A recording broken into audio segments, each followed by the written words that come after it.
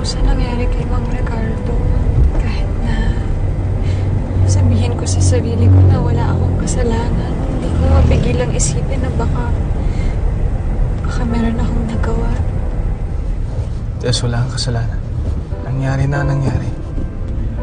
Iisang tao lang naman na may kasalanan na lahat ng ito eh. Yung taong pumatay kay Rain.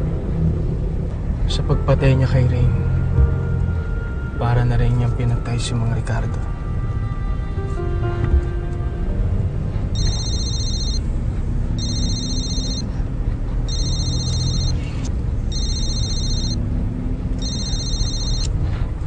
Rick? Nakuha ko na yung composite picture na ginawa ng kaibigan ko. Kailangan mo makita to. Sige tol, pabalik na kami galing Batangas. Diyan ako dediretso sa bar ha? Sige, hintayin kita Sige tol. Des, okay lang ba na doon na tayo dumiretso sa bar? Oo. Gusto ko ding makita ang mukha ng pumatay kay Edgar at Rain.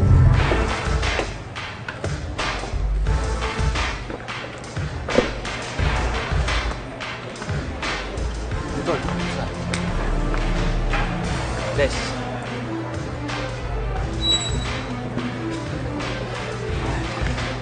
Tol, nasaan na yung composite sketch na sinasabi mo? Tol, huwag kang magugulat Ano naman ikakagulat ko? Tingnan mo to.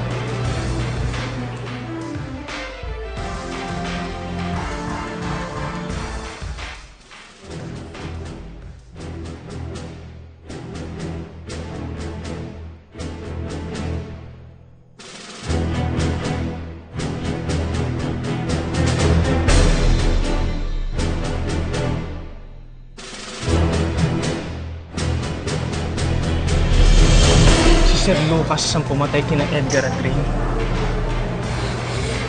Baka nagkamali lang ang gumawa niyan. Ewan ko. Basta ang sinabi ko sa kaibigan ko, matantay niya ng 25 years. Yan ang lumabas.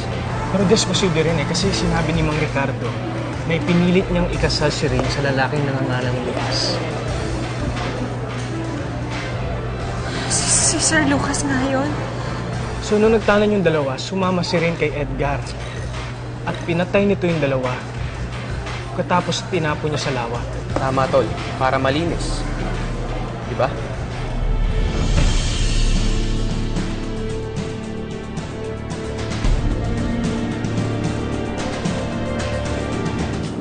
Pahinga ka na, Des, ha? Haba-haba na ng araw natin.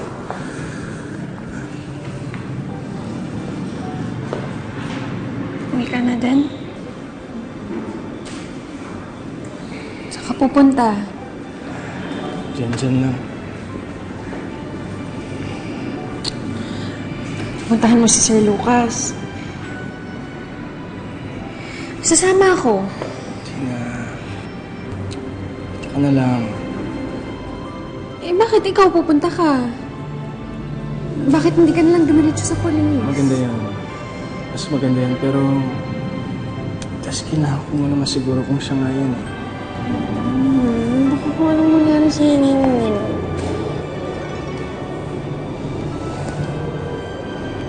Babalik ako. Pangako. Dito ka na lang. Okay?